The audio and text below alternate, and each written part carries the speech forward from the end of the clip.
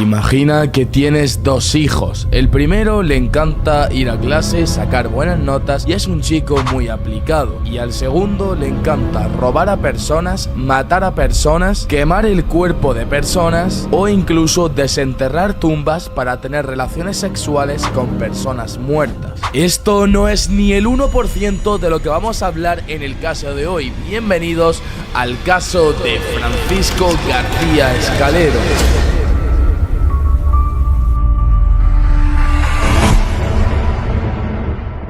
Hola y bienvenidos a La Curiosidad Mató al Gato, tu rincón favorito donde hablamos de los casos de criminología más impactantes de toda la historia. Si tuviera que decir el mayor psicópata y el mayor asesino serial de toda la historia de España, diría a Francisco García Escalero, una persona capaz de acabar con un montón de vidas de la manera más cruel del mundo y luego quemarlas. Especialmente le gustaba acabar con la vida de mendigos, a pesar de él haber sido uno de ellos. Así que vamos a comenzar con mi caso favorito de toda la historia de la criminología, pero antes no olvides suscribirte, dar like y activar la campanita, y por supuesto quiero agradecer a todos los que habéis suscrito ya. Dicho todo esto, comencemos con el caso de Francisco García Escalero. Una familia de agricultores abandona una comarca ubicada en un pequeño pueblo del municipio de Zamora. Trataban de abandonar este lugar por las consecuencias de la posguerra española del primer franquismo, así que se mudan a Madrid para iniciar una nueva etapa y una nueva vida. El hombre de esta pareja era albañil, mientras que la madre se dedicaba a limpiar en una empresa. Y algunos años más tarde tienen el primer hijo, del cual no hay apenas registro y solo se sabe que nació en 1952. Sin embargo, 2 años más tarde, en 1954, nace nuestro protagonista.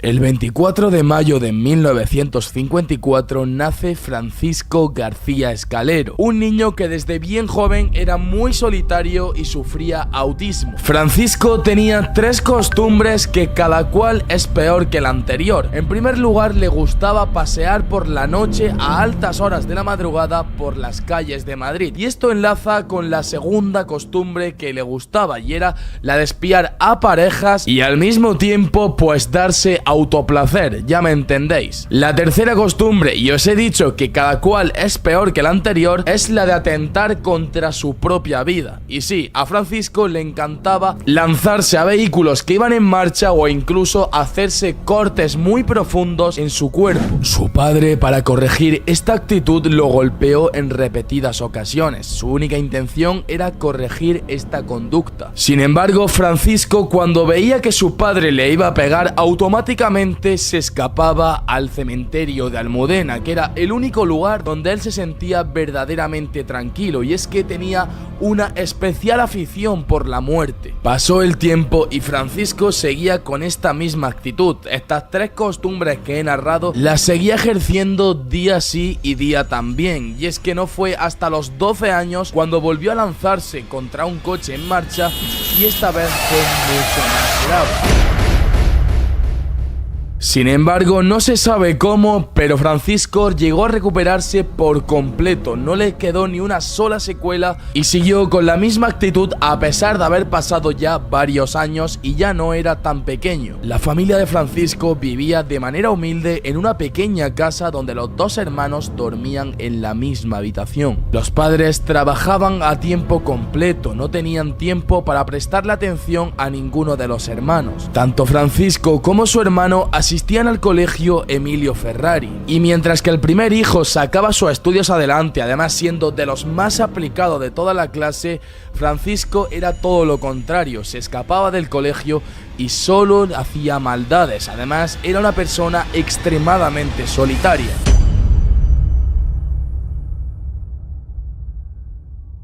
Con 12 años, Francisco empezó a tener la costumbre de pasear siempre con una navaja en el bolsillo. Y es que empezó a tener problemas de demencia cada vez más graves. Pensaba que todo el mundo lo miraba mal, que todo el mundo lo criticaba, y es por esto que Francisco empezó a creerse cada vez más y más su propia película. Pasaron los años y el padre de Francisco esperaba que su hijo cambiase la actitud. Mientras tanto, le daba tremendas reprimendas para que cambiara la conducta. Sin embargo, esto no ocurrió, así que con 15 años Francisco ingresó a un centro de atención psiquiátrica debido a su condición asocial con tendencias a dañarse a sí mismo. Sin embargo, a Francisco no le encuentran ninguna enfermedad mental y por buena conducta a los meses consigue salir ya con la edad de 16 años. Francisco consigue un trabajo de solo unas horas como repartidor en una tienda. Y en este trabajo fue donde conoció a una chica con la cual consiguió conectar y se hicieron novios. Sin embargo, esta chica lo dejó a los pocos meses, ya que a Francisco le gustaba desenterrar cadáveres, y esta chica, cuando vio esta actitud, lo dejó. Ya con 17 años comenzó a recorrer las calles de Madrid a altas horas de la noche. Se convirtió en un ladrón que asaltaba a uno que otro peatón. Sin embargo, era todo un novato a la hora de robar. No sabía cómo robar un coche, cómo robar una moto, así que terminaron pillándole y lo detuvieron. Las autoridades entregaron a Francisco, quien aún era menor, y estos decidieron llevarlo a un centro de detención en el que fue liberado en 1973. Y es que por segunda vez Francisco había vuelto a salir de un centro en el que había ingresado por buenas conductas, y aquí fue donde la cosa se puso cada vez más y más turbia.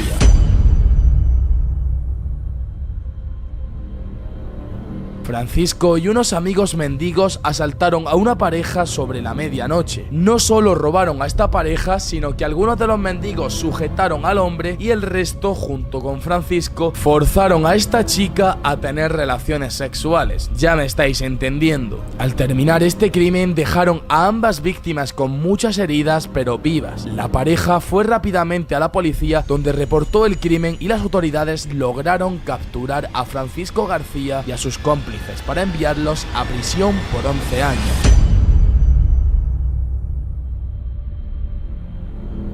Después de estos 11 años en prisión, cualquier persona normal jamás volvería a cometer un acto de este tipo. Pero ya sabéis que Francisco estaba bastante mal, tenía bastantes problemas mentales, y su estado de locura comenzó a ser peor y peor, hasta convertirse en uno de los mayores criminales de toda la historia de la criminología. En estos 11 años, los testimonios de los guardias de seguridad o incluso otros reclusos decían que era una persona muy solitaria. Además, una persona extremadamente callada, y las únicas veces que daba conversación era para hablar sobre temas de la muerte. Un dato muy curioso es que en esta prisión a todos los reclusos se les permitía tener una jaula donde tener diferentes aves para que el tiempo en la cárcel se hiciera un poco más ameno. Y Francisco, a diferencia de sus compañeros, solo esperaba a que estas aves se murieran para poder almacenarlas, ya que lo único que hizo en estos 11 años, aparte de no aprender absolutamente nada, es coleccionar aves muertas y hacerse varios tatuajes, entre ellos uno que tiene la siguiente frase: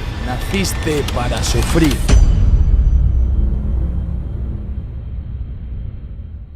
1 de julio de 1984, Francisco termina su condena con 30 años, y tras tanto tiempo sin ver a su familia se da cuenta que su padre tiene tantos problemas de salud que ni siquiera puede caminar o cuidarse a él mismo. Su madre se dedicaba a tiempo completo a intentar cuidar de su padre, el cual estaba cada vez peor y peor, y como la situación económica era tremendamente mala, Francisco estuvo obligado a buscar un trabajo. Intentó trabajar de camionero, pero no pudo por sus antecedentes penales. Se apuntó a la autoescuela para sacarse la licencia como taxista. Sin embargo, recordó que ni antes era buen estudiante y ahora lo era menos aún. Y con todo esto llegamos al punto más crítico de la historia de la vida de Francisco.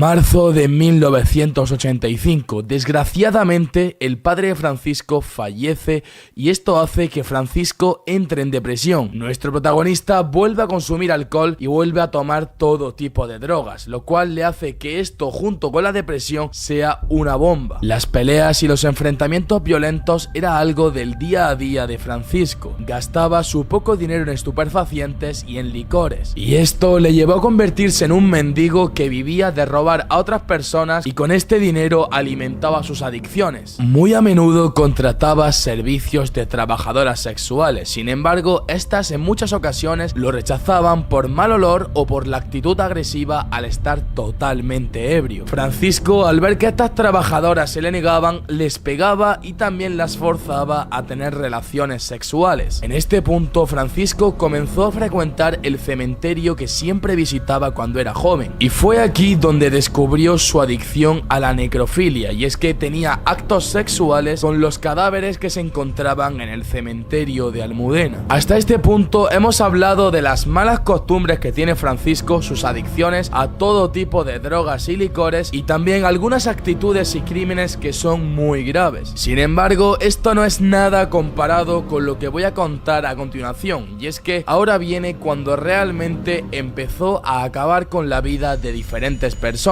Así que vamos con ello, pero antes recuerda suscribirte, dar like y activar la campanita porque esto cada vez se va a poner peor y peor.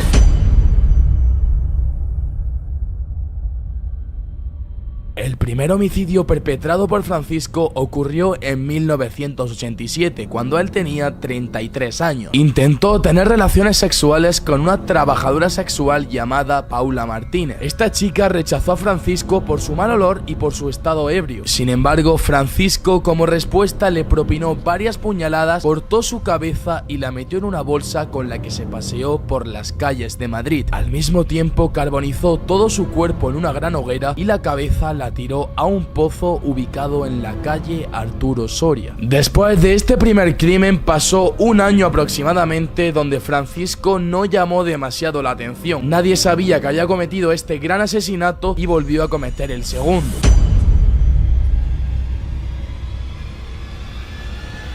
En 1988 se encuentra el cadáver de un mendigo llamado Juan Cámara Báez, quien tenía una piedra de 30 kilos de peso sobre su cabeza. Las autoridades, cuando llegaron a la escena del crimen y vieron la enorme piedra en la cabeza de este mendigo, quedaron completamente anodadados. Sin embargo, no tenían ningún sospechoso ni podían unir cabos con la otra muerte de la trabajadora sexual. Unos meses más tarde, en 1989, en una zona cercana a la iglesia de Covadonga, después de que Francisco hubiera bebido muchísimo alcohol junto con otro hombre llamado Ángel Heredó Vallejo, volvió a cometer el tercer crimen y tercer asesinato, y es que con una piedra empezó a golpear su cabeza en repetidas ocasiones, y como esto no era suficiente, sacó su navaja con la que acostumbraba pasear por las calles de Madrid y le metió 14 puñaladas. Además, le cortó la yema de los dedos para que fuera mucho más difícil reconocer el cadáver. Y de nuevo volvió a encender un fuego donde quemó el cuerpo por completo de esta persona. Pasaron solo 3 meses y Francisco paseaba de manera nocturna con un amigo llamado Julio Santies Van Rosales. En un momento de la noche en el que seguramente habían bebido mucho alcohol, sacó su navaja y le cortó la vena más importante de todo el cuerpo, y esta es la carótida, arteria principal que lleva toda la sangre desde el corazón hasta la cabeza. Una vez que Julio se había desangrado, Francisco le cortó el pene y se lo metió en la boca. Además, como era de costumbre, calcinó el cuerpo en una gran hoguera. Pasó el tiempo y Francisco, en un momento de lucidez propia, se dio cuenta que lo que estaba haciendo no era normal, así que ingresó como voluntario en un centro psiquiátrico donde su intención era solucionar todos los problemas que había hecho durante todos estos años. Sin embargo, unos meses más tarde, en 1991, le vuelven a dar el alta por buena conducta. Ya llevaba 4 asesinatos, pero a los pocos días de haber salido de este centro, vuelve a caer en las drogas, vuelve a caer en el alcohol y vuelve a acabar con la vida de una persona que en este caso era mendigo, que se llamaba Juan, a quien le dio con una piedra gigante en la cabeza y después de esto lo acuchilló hasta en 10 ocasiones. Después de esto le cortó el corazón y lo mordió Francisco. Como dato curioso, sacó todos sus órganos, lo decapitó, quemó su cuerpo y lanzó la cabeza al mismo pozo donde había lanzado la cabeza de la primera prostituta, que fue la primera persona que había asesinado. Pasan los meses y en 1992 conoce a un hombre llamado Ángel Serrano. Por primera vez en muchos años, Francisco parecía que había entablado una amistad con una persona. Sin embargo, ya sabemos el estado mental que tenía Francisco, y si él estaba así, la otra persona, es decir Ángel, tampoco es que fuera muy cuerda. Este mendigo era conocido como el Rubio y tuvieron una gran amistad, y a los pocos días forzaron a una vagabunda de nombre Ernestina de la Oca, la cual padecía de esquizofrenia, y fueron a una calle oscura donde abusaron sexualmente de ella.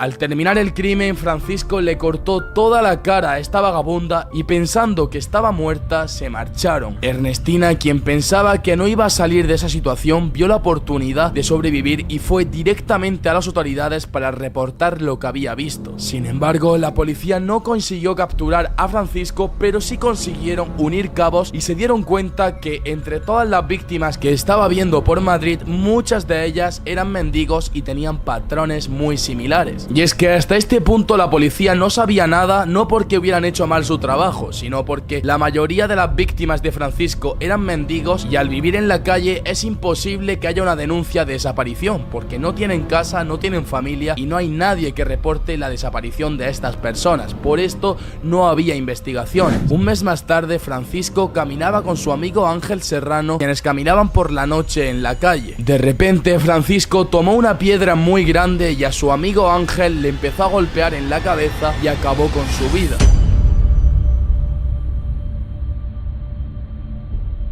Volvieron a pasar algunos meses y en otro nuevo momento de lucidez de Francisco se dio cuenta que lo que estaba haciendo no era normal y que ya era el momento de dar un cambio a su vida, ya que el rumbo que estaba llevando era muy poco adecuado. Es por esto que Francisco se interna en el hospital psiquiátrico Dr. Rodríguez Láfora. Sin embargo, Francisco estaba completamente adicto a las drogas, completamente adicto al alcohol, y se hizo amigo de un interno llamado Víctor Criado, así que acordaron escapar del centro en el que estaban para irse cerca del cementerio Almudena, que es el cementerio favorito de Francisco, ya que la idea era robar para comprar drogas y alcohol y allí quedarse a dormir. Sin embargo, en mitad de la noche, mientras Víctor Criado estaba durmiendo, Francisco cogió una enorme piedra y empezó a golpear su cabeza. En este instante, Francisco está completamente colocado y decide que lo mejor que puede hacer es atentar contra su propia vida, tirarse contra un coche para que le atropellen y para que por fin lo maten, y así poder acercarse más a lo que tanto le gusta, que es la muerte. Así que espera hasta que ve un coche a alta velocidad, toma impulso y se lanza.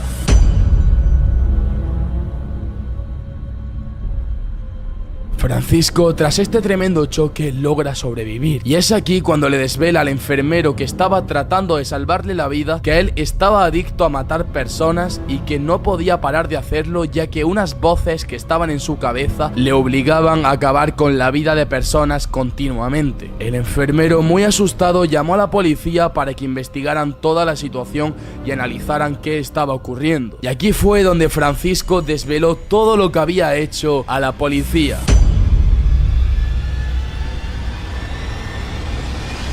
La realidad es que Francisco había estado en 3 centros psiquiátricos donde había desvelado sin ningún tipo de pudor y con muchos detalles que había acabado con la vida de muchas personas. Sin embargo, todo el mundo sabía que Francisco tenía problemas mentales y no le hacían mucho caso, ya que pensaban que se lo estaba inventando por su estado de locura. Y a continuación voy a narrar textualmente la frase que Francisco desveló a la policía sobre su último crimen. A las autoridades les dijo lo siguiente, cito textual: estuvimos bebiendo en el parque al lado del cementerio, tomando algunas pastillas ya que me las pedía el cuerpo para poder hablar mejor. Le dije dónde íbamos a dormir y en el cementerio sentí las fuerzas. Me dieron impulsos y cogí una piedra y le golpeé la cabeza. Después le quemé con periódicos el cuerpo y me fui a dormir al coche. Al día siguiente fui al hospital. Ahora me siento con la mente en blanco, como si estuviese muerto. Tras toda esta declaración, la policía pudo comprobar que él era asesino de tantos crímenes que se habían cometido en Madrid. Además, se pudo comprobar que muchas instituciones y centros en los que había estado Francisco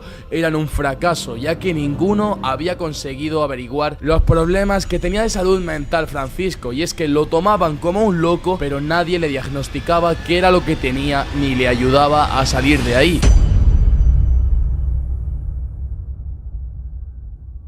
En 1984, la historia del matamendigos de Madrid fue promovida por los medios de comunicación, convirtiéndose en un asunto mediático que terminaría en las reformas de protocolos para la evaluación de enfermedades mentales. Un año más tarde se celebró el juicio en el que se iba a declarar la sentencia a Francisco. Se supo que nuestro protagonista padecía de enajenación mental, por lo que no tenía la capacidad de generar empatía, piedad o algún sentimiento hacia alguna persona.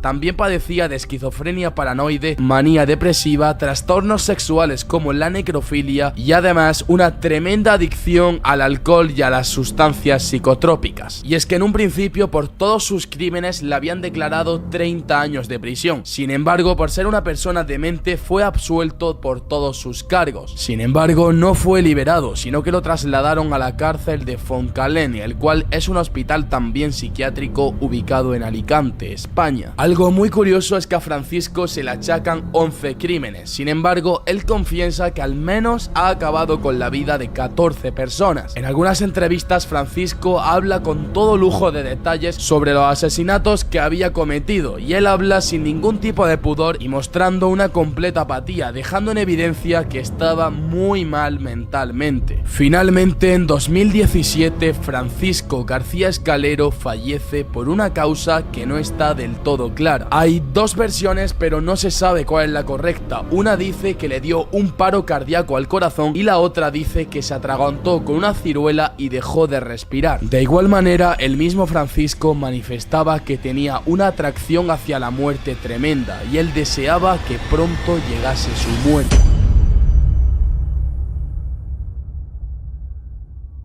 Y ahora en esta parte del vídeo es en la que tú y yo interactuamos, yo digo mi opinión y tú en los comentarios dices qué es lo que piensas. Hay muchos medios que cuando hablan de Francisco dicen no, pero si es que él estaba mal de la cabeza, tenía problemas mentales, y lo ponen como si fuera una víctima, cuando la realidad es que por muy mal que estuviese de la cabeza, ha acabado con la vida de muchas personas. Se supone que 14, pero es que ni él mismo lo sabe. Además, me parece una completa locura que una persona con tantos problemas mentales no haya ni una sola persona, ni un solo centro que se dé cuenta y diga, oye, este hombre está mal, vamos a medicarlo, vamos a ayudarle, y sin embargo lo que hacían era dejarlo libre y no se daban cuenta que lo que estaba haciendo era acabar con la vida de muchas personas. También puedo entender que no le vas a poner la misma sanción a una persona que está mal de la cabeza que a otra que está bien, pero vamos a ver, ha acabado con la vida de muchísimas personas, ha forzado sexualmente